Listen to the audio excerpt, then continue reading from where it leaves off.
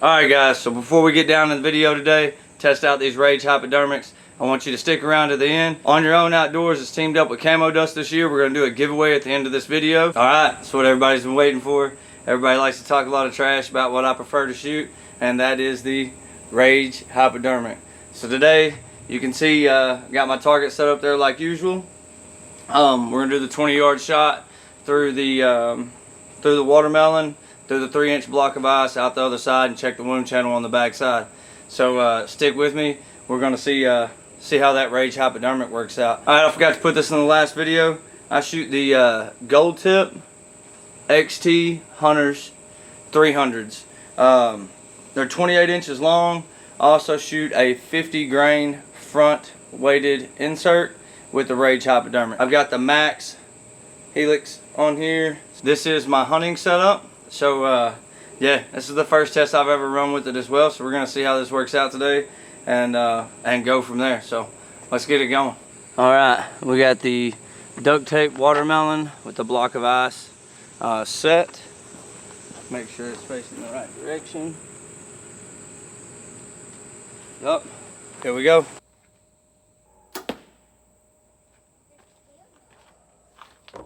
Let's see how it acts. Alright guys, so I can tell you right off the bat, I'm actually a little surprised. The penetration's like within 1.5 inches of the same as that small 4-blade tooth of the arrow hunter grain. So give me just a second here. I'm going to cut this open, cut the broadhead out, check out the blades, let y'all check out the tips, and see what it looks like.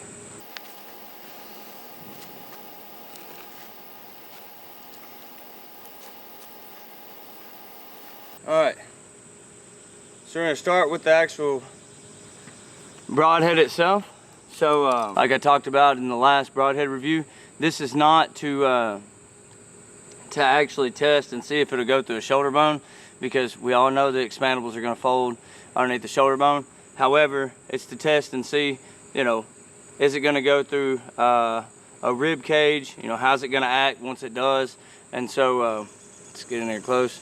You can see those are still extremely straight. No chips, no dents.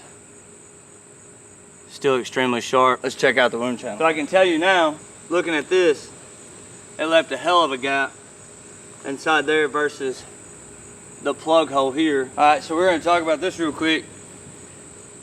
This is the Rage Hypodermic entry hole into the target after going through the watermelon.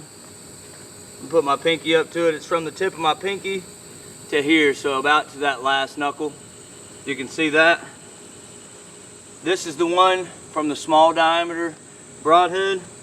It's about as big around as your finger is. So again, I'm not saying one way or the other.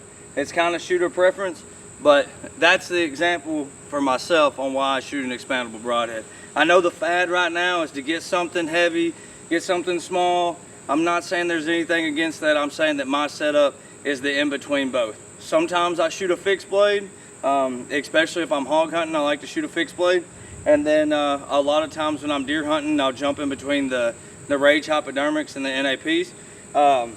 Let me grab this knife real quick. We're gonna go ahead and cut this watermelon open and see what the holes look like.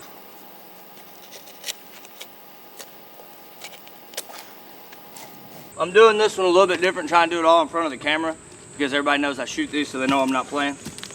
Alright, well there you go. Alright, so impact hole. Again, it's about the size of 3/4 of my pinky, I'd say. So that would be the entry hole. Sorry, I was having a hard time finding the exit hole. So, hard to tell, sharp blades. There it is. So that's the exit hole. We'll do it to the pinky. It's probably about, let's see. It's a little bit longer, I don't know. Not twice as long, probably at least 1/4 inch longer than what the entrance hole was. And that's the hole through the middle. So went through here. So if you can see, the issue with the what these two blades are is that the watermelon did not leave a good hole. So I don't know if you can see that now to actually be able to see the wound channel, but it shows it on the front side and the back side. So the final word on the hypodermic. Obviously, like I said at the beginning of this video, this is something that that I personally shoot a lot. I've got faith in them. I'm going to tell you right now, just like they tell us, you know, confidence is accuracy. You know what I mean? So shoot what you have confidence in. But by all means, get out, test more than one, do it however you want to. Test what, figure out a way that works for you with testing, so that you can at least get an idea of how they'll perform. Yeah. It's exactly what it's supposed to be. It's a large cut in diameter broadhead. Is it as strong as some of the little ones? Absolutely not. But yeah, it's exactly what it's supposed to be. It cuts wide wound channels.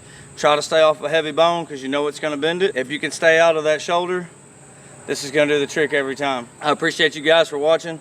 Don't forget to like, subscribe, and leave a comment for the drawing. In order to be eligible to win, you must be a subscriber, and you must leave a comment at the end of this video on, doesn't even matter, your thoughts on the Rage Hypodermics, your thoughts on the tooth of the arrow, your thoughts on what you want to see me test out next. If you want to see me go to a heavier arrow or a lighter arrow, or if you just want to see a different type of broadhead, leave a comment, like, subscribe. What we're going to do at the end of this is we'll drop a video on Monday. When we drop that video on Monday, we're going to go to Facebook Live at On Your Own Outdoors. We're going to do a random drawing there and give away 3 cans of CamoDust. We'll see you there.